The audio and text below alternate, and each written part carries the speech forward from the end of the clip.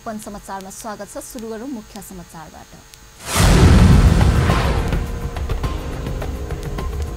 प्रधानमन्त्री ओलीको स्वास्थ्यमा समस्या, महाराजगञ्ज स्थित शिक्षर अस्पतालमा भर्ना। राष्ट्रपति भण्डारी कतार प्रस्थान, उच्च स्तरीय भेटवार्ता हुने। चिया तथा कफी खेतीको प्रबन्धनमा व्यवसायीलाई आवश्यक सबै खालको सहयोग गर्ने सरकारको घोषणा। सेन्टर सिटीको हेलिकप्टर दुर्घटना, प्रमुख सहित 5 को मृत्यु। र युनाइटेड 15 साफ च्याम्पियनसिप फुटबलमा भारत सेमिफाइनलमा भुटानलाई 4-0 गोल अन्तरले पराजय। अब समाचार विस्तारमा। प्रधानमन्त्री ओलीको स्वास्थ्यमा समस्या देखिएपछि सोमबार बिहान महाराजगञ्ज स्थित मनमोहन कार्डियोथेरासिक भास्कुलर तथा ट्रान्सप्लान्ट सेन्टरमा भर्ना गरिएको छ। उहाँको सीसीयूमा राखेर उपचार भइरहेको छ। अस्पतालले बिहान पत्रकार सम्मेलन गरी प्रधानमन्त्रीको स्वास्थ्यमा अवस्थाबारे जानकारी गराएको हो। मनमोहन कार्डियोथेरासिक भास्कुलर तथा ट्रान्सप्लान्ट सेन्टरको कार्डियोलोजी विभागका प्रमुख प्राध्यापक डाक्टर अरुण राई साइमिकको नेतृत्वमा डाक्टर दिव्या सिंह र डाक्टर सन्तदास सम्मिलित टोली प्रधानमन्त्रीको उपचारमा खटिएको अस्पतालले जनाएको छ।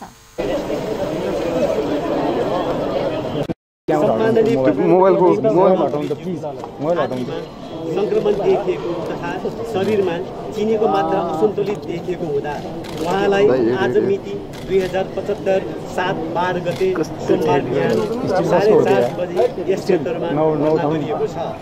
उहाँको स्वास्थ्य स्थितिमा क्रमिक सुधार देखिएको र उहाँको अरू स्वास्थ्य स्थिति सामान्य रहेको सबैलाई अनुरोध गर्दछौँ। हामीले धेरै ठुलो टिम बनाएका छैनौँ, सानो टिम बनाएका छौँ। त्यसमा हाम्रा यस सेन्टरका कार्डियोलोजी विभागका प्रमुख प्राध्यापक डाक्टर अरुण साइमीजी हुनुहुन्छ। उहाँको लिडरसिपमा डाक्टर हाम्रो दिव्या सिंह उहाँ र अनि पल्मोनोलोजिस्ट डाक्टर सन्तदास हुनुहुन्छ टिचिङ हस्पिटलबाट। हामीले 3 जनाको सानो कमिटी बनाएका छौँ र हामी यो प्रेस रिलिज कमसेकम दिनमा एकपल्ट हामी रिलिज गर्छौँ, नत्र दिनमा 2 पल्ट, बिहान एकपल्ट र बेलुका एकपल्ट गर्छौँ। र त्यो मलाई चाहिँ के आशा छ भने आज 1-2 दिनभित्रमै उहाँको स्वास्थ्य लाभ गरेर उहाँको वासस्थानमा जान सकोस् भन्ने मेरो यति मनदेखि मतलब। प्रधानमन्त्रीका निजी चिकित्सक डाक्टर दिव्या सिंहले प्रधानमन्त्रीको छातीमा संक्रमण देखिनुको साथै चिनीको मात्रा बढेपछि सोमबार बिहान 4:30मा अस्पताल भर्ना गरिएको बताउनुभयो। उहाँका अनुसार प्रधानमन्त्रीको स्वास्थ्यमा तुलनात्मक रूपमा सुधार आएको छ। प्रधानमन्त्रीको स्वास्थ्यमा सुधार आए पनि एन्टिबायोटिक औषधिको डोज पूरा नहुन्जेलसम्म अस्पतालमै राखिने बताउनुभयो। शुक्रबारबाट चाहिँ चिनीबाट अलिकति ज्वरो देखियो, अनि हिजोबाट चाहिँ अलिकता उहाँको कुकिङ बढेको र सुगर चाहिँ हिजो नाप्दा अलिक बढेको भएको हुनाले म चाहिँ हिजोबाट राति बढेको हुनाले उहाँलाई चाहिँ अलिकता आइसोलेटेड किन ट्रान्सप्लान्ट गरिसकेको बिरामी र फेरि धेरै मान्छेहरू भिजिटर भयो भने सङ्क्रमण हुने सम्भावना बढी भयो, जोखिममा हुने भएकोले हामीले उहाँलाई आइसोलेसन एउटा रुममा शिशुकै भित्र राखेको छौँ। अब शिशु नै चाहिने अवस्था भएर चाहिँ राखेको होइन। मेरो विचारमा विदेश लग्नुपर्ने अवस्था छैन होला। हिजो रातिको अवस्था हेरेर आज राति अहिले बिहानसम्म चाहिँ क्रमशः सुधार आउँदै गरेको देखिन्छ। अब मेरो विचारमा अहिलेको कोर्स सकाएरै उहाँलाई पठाउनेछ। फेरि गएपछि उहाँको कामको धपेडीमा फेरि रेस्ट गर्न पाउनुहुन्छ।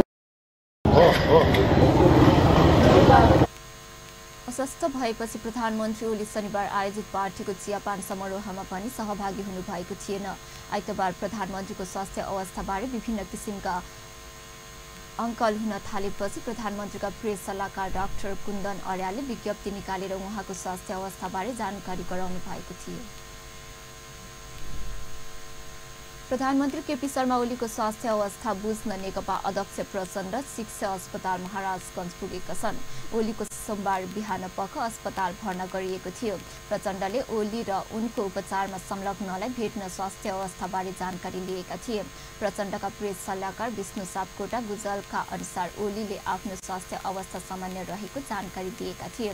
ओलीलाई भेट्न प्रचण्ड पार्टी कार्यालय धुम्बारी हिममा पुगेका थिए। प्रधानमन्त्री ओलीको छातीमा समस्या भएपछि शिक्षण अस्पताल महाराजगञ्जको मनमोहन मुटु रोग केन्द्रमा राखेर उपचार जारी राखिएको छ। अस्पतालले सोमबार बिहान पत्रकार सम्मेलन गरेर ओलीको स्वास्थ्यबारे जानकारी दिएको छ।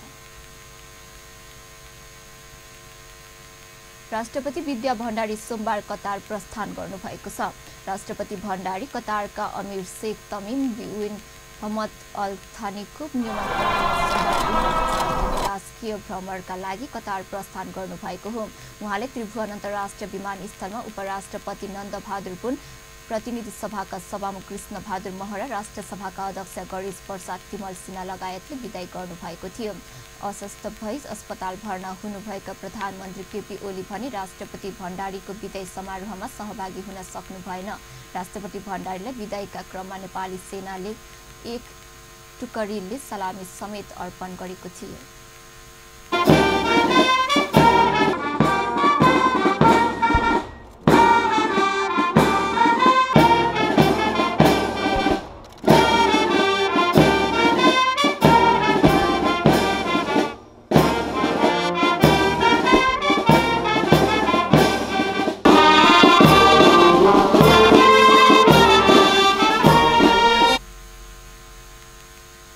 कतारमा नेपालको राष्ट्रपतिले राजकीय भ्रमण गर्न लागेको यो दोस्रो पटक हो। यसअघि प्रथम राष्ट्रपति डाक्टर रामवरण यादवले पनि कतारको राजकीय भ्रमण गर्नुभएको थियो। झण्डै 4 लाख बढी नेपालीहरू कार्यरत रहेको कतार भ्रमणका क्रममा राष्ट्रपति भण्डारीले दुई मुलुक बीचको सम्बन्ध र सहयोगलाई अझै प्रगाढ बनाउने विश्वास व्यक्त गरिएको छ। राष्ट्रपति भण्डारीले त्यस क्रममा कतारका अमीर तमिमसँग औपचारिक भेटवार्ता गर्नुहुनेछ। त्यस क्रममा उहाँले त्यहाँ रहेका नेपाली व्यवसायी र समुदायसँग पनि छुट्टा छुट्टै भेटवार्ता गर्ने कार्यक्रम रहेको परराष्ट्र मन्त्रालयले जनाएको छ। राष्ट्रपति भण्डारीको भ्रमणका क्रममा नेपाल कतार बीच कृषि तथा पशुपन्छी, स्वास्थ्य, सुरक्षा, प्रेस तथा सूचना र कूटनीतिक राहदानी सम्बन्धी छुट्टा छुट्टै समझदारी पत्रमा पनि हस्ताक्षर हुनेछ। राष्ट्रपति भण्डारीको भ्रमण टोलीमा परराष्ट्र मन्त्री प्रदीप ग्वाली, परराष्ट्र सचिव शङ्कर बैरागी सहित उच्च सरकारी अधिकृतहरू सहभागी रहेका छन्। अनुहार सम्बन्धी अति संवेदनशील रोगहरूको उपचार र विश्वस्तरीय शल्यक्रिया केन्द्रकै रूपमा जनकपुरलाई चिनाउने गरी पहल थालिएको छ। जनकपुर धाम स्थित कार्निया फेसियल लय सेन्टरको आयोजनामा जनकपुरमा सुरु भएको 2 दिवसीय दोस्रो अन्तर्राष्ट्रिय कार्डियो फेसियल सम्मेलनमा उपस्थित प्रदेशका मुख्यमन्त्री लालबाबु राउतले मधेसमा स्वास्थ्य क्षेत्र सुधारका लागि हातेमालो गर्न तयार रहेको बताउनुभयो। Whatever support you need here, certainly. As you, mostly as I have found, people come from the international community, other experts from just the different corners of the world come, and they focused. They concentrated themselves on Kathmandu. Yes, okay, no problem. Kathmandu is also our capital. I don't have to say anything regarding Kathmandu. But the service you really want to do in the nation, those who are unable for the treatment of their kids, their family members. स्वास्थ्य क्षेत्रमा रहेको विकृति र अभाव पूर्तिका लागि अग्रसर हुन र पहल कदमीका लागि समेत उनले प्रदेश 2 का देश विदेशमा रहेका स्वास्थ्य विशेषज्ञहरूलाई आग्रह गरेका छन्। सम्मेलनमा विभिन्न 7 देशका सम्बन्धित विशेषज्ञको सहभागिता रहेको छ।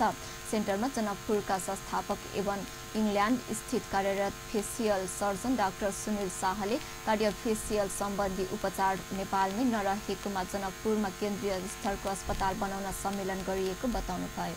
In England, people live in mountain, people live in a remote part, they have got the electricity, water. We don't have electricity on all villages. People, they don't have even two meals a day. What are we doing with this country? We need to think about that. साथै जनकपुरमा देशकै सुविधा सम्पन्न trauma अस्पतालको लागि समेत प्रदेश सरकार र राजर्षि जनक विश्वविद्यालयसँग पहल भइरहेको वरिष्ठ हात जोड्ने तथा नसारोग विशेषज्ञ डाक्टर राम केवल शाहले बताउनुभयो। हामीले चाहिने सहयोग गर्यो भने विशेषज्ञ अस्पताल स्थापना गर्न सक्छौँ। अर्को राजर्षि जनक विश्वविद्यालयलाई पनि हामीले त अप्रोच गरिरहेका छौँ। उहाँहरूले पनि सकारात्मक रूपले हामीले चाहिने विशेषज्ञ अस्पताल ट्रमा अस्पताल बनाएर यो दाँत पुग सम्बन्धी र क्रेडियोफेसियल सम्बन्धी एउटा विशेष सेवा र अस्पताल सुरु हुन्छ भनेर हामी विश्वास गरेका छौँ। देशमा सडक दुर्घटनामा परि मृत्यु हुनेमा अधिकांश युवाहरू रहेको र दुर्घटनापछि समयमै राम्रो उपचारकै अभावमा मृत्यु हुने गरेको भन्दै डाक्टर शाहले जनकपुर ट्रमा प्रतिष्ठानको अगुवाईमा पहल भइरहेको बताउनुभयो। उनीहरूले आफ्नो विषयमा कार्यपत्र समेत प्रस्तुत गरेका थिए। कार्यक्रममा बोल्दै प्रदेशका सामाजिक विकास मन्त्री नवल किशोर शाह र प्रदेशका विपक्षी दलका नेता राम सरोज यादवले सहदयको योजना प्रदेशका लागि उत्तम रहेकाले सक्दो सहयोग गर्ने बताएका थिए। Low position in this matter, and this development is necessary, as our Chief Minister said we are poor, our index in health हाम्रो मुख्यमन्त्रीजी हामी सचेत छौँ। काठमाडौँको मानसिकता छ, खास गरी यो मुख्यमन्त्रीजी हामी सचेत छौँ। काठमाडौँ समारोहमा डेन्टल एसोसिएसन नेपालका उपाध्यक्ष डाक्टर अजय कुमार शाह सहितको उपस्थिति रहेको छ। अब समाचारमा केही बेर विश्रामपछि चिया तथा कफी खेतीको प्रबन्धनमा व्यवसायीलाई आवश्यक सबै खालको सहयोग गर्ने सरकारको घोषणा।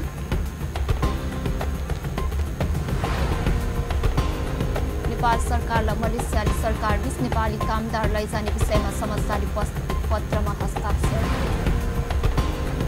र सेन्ट्रल सिटीको हेलिकप्टर दुर्घटना प्रमुख सहित 5 को मृत्यु।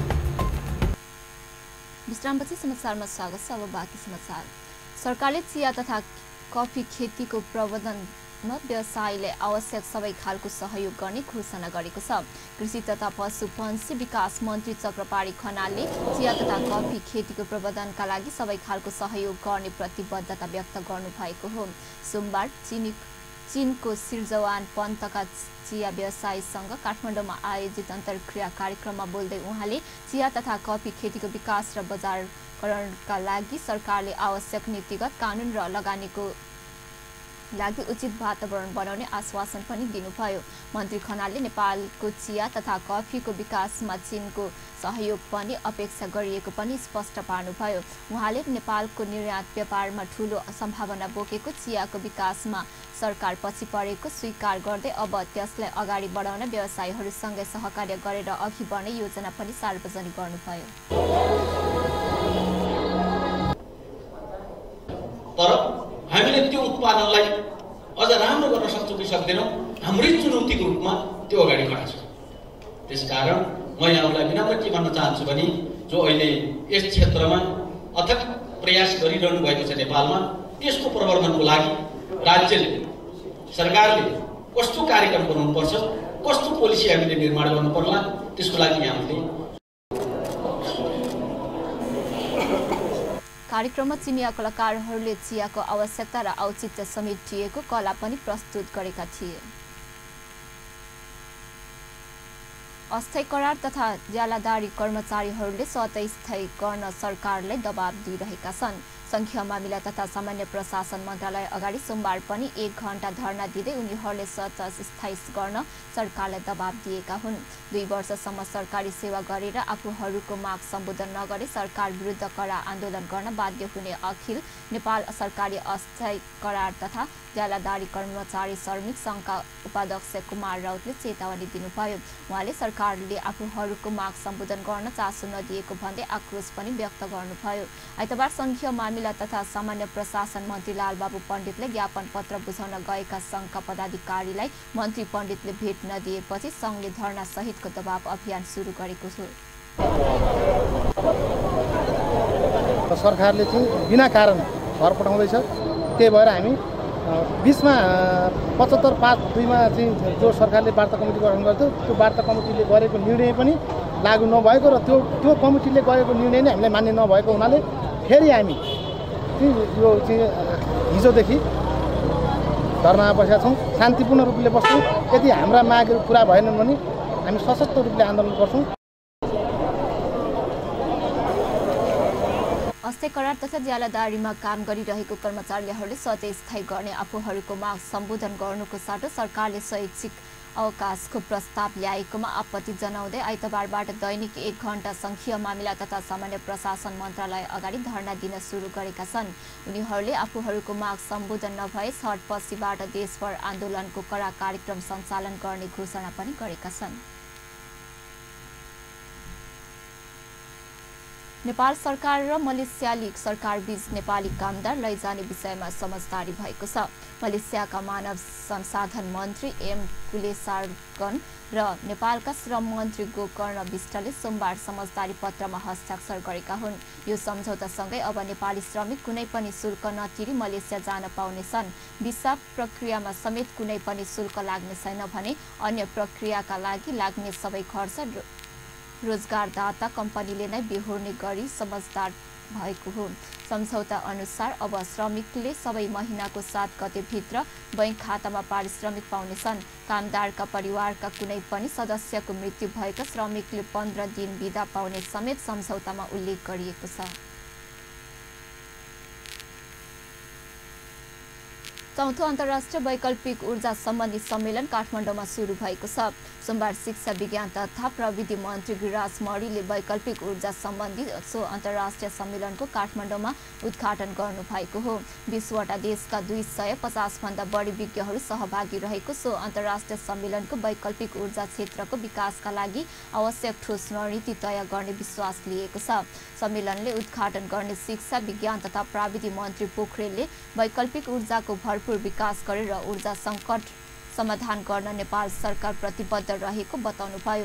उहाँले प्राकृतिक स्रोतको उपयोग गरेर नेपाललाई समृद्ध बनाउने योजना पनि स्मरण गराउनुभयो। Thrust on the fossil fuel is inviting the energy crisis near. Nowadays, sustainable development is taken as a groundbreaking agenda. To achieve the motto of sustainable development, we should shift the trend of energy production and consumption from non-renewable to renewable energy sources. It is essential to invent and use modern technologies for energy efficiency and sustainability. Renewable energy technologies can be the cornerstone to hand over the natural habitat to next generation.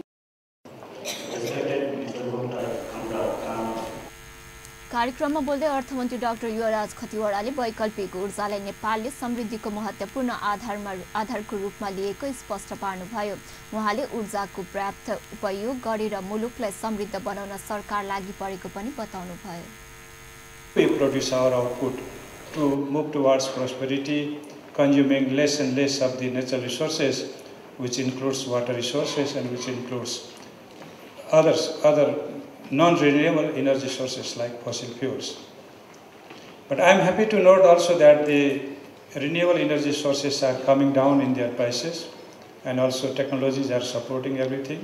And I can make a very कार्यक्रममा सहभागी वक्ताहरूले अधिकतम विकसित राष्ट्रहरूको विकासको वैकल्पिक ऊर्जाको आवश्यकता र औचित्य झनै बढेर गएको धारणा राखेका थिए।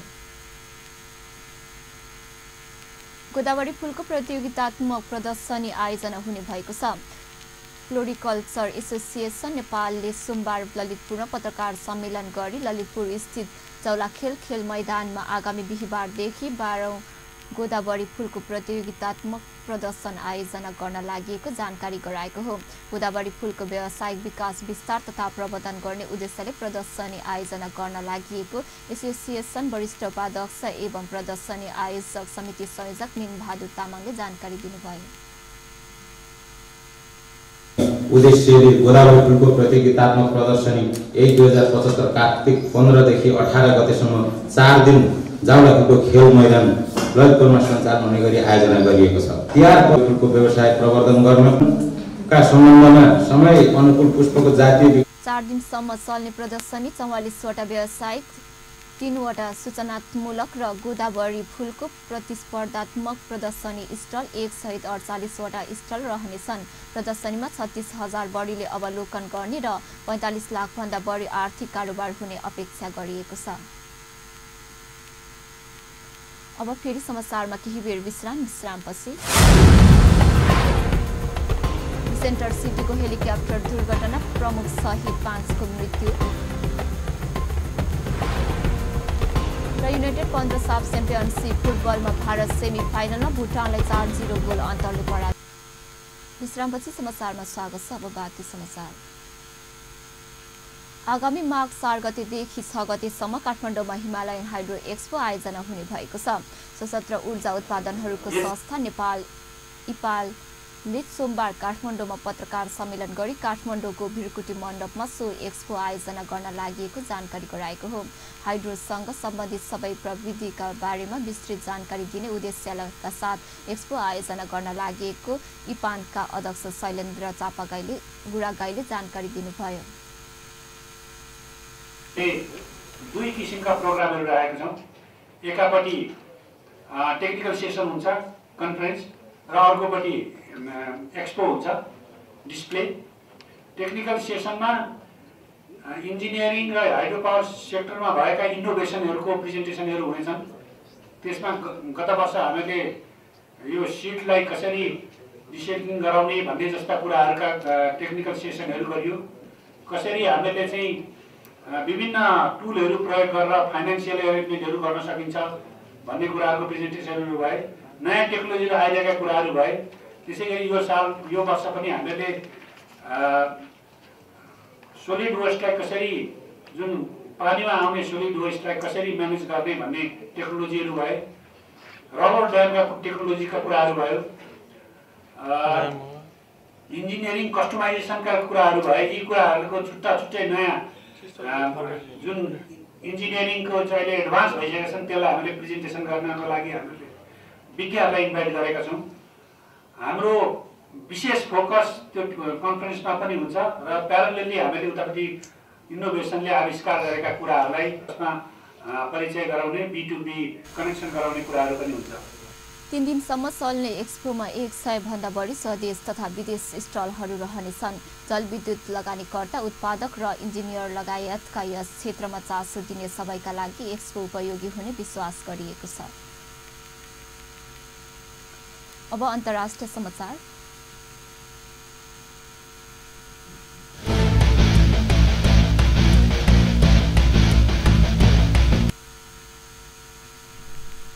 सेन्टर सिटीका प्रमुख सहित 5 जनाको हेलिकप्टरमा दुर्घटनामा मृत्यु भएको छ। उनको आफ्नै हेलिकप्टर लिसेन्टर सिटीको स्टेडियम बाहिर शनिबार दुर्घटना भएको थियो। दुर्घटनामा लिसेन्टर सिटीका प्रमुख 60 वर्षीय मिसै श्रीबद्ध प्रभा, उनका 2 कर्मचारी, 1 जना पाइलट र 1 जना यात्रुको मृत्यु भएको क्लबले पुष्टि गरेको छ। यो हेलिकप्टर अन्तिम पटक किङ पावर स्टेडियममाथि देखिएको थियो। जमिनमा खसेपछि हेलिकप्टरमा आगो लागेको थियो। विजय श्रीबद्ध प्रभा थाइल्यान्डका अर्बपति नागरिक हुन्। उनले सन् 2010 मा 39 मिलियन पाउन्डका लिसेन्टर सिटी क्लब किनेका थिए। लिसेन्टर सिटीको सन् 2016 मा प्रिमियर लिग जितेको थियो। क्लबले एक शोक विज्ञप्ति निकालेर मिचाईको निधनले अपूरणीय क्षति पुगेको जनाएको छ। हेलिकप्टर दुर्घटनाको कारण खुलेको छैन, तर पाइलट सफर निकै अनुभवी थिए। उनीसँग निजी जेट र पाइलटको रूपमा 20 वर्षको अनुभव थियो। अब खेल समाचार।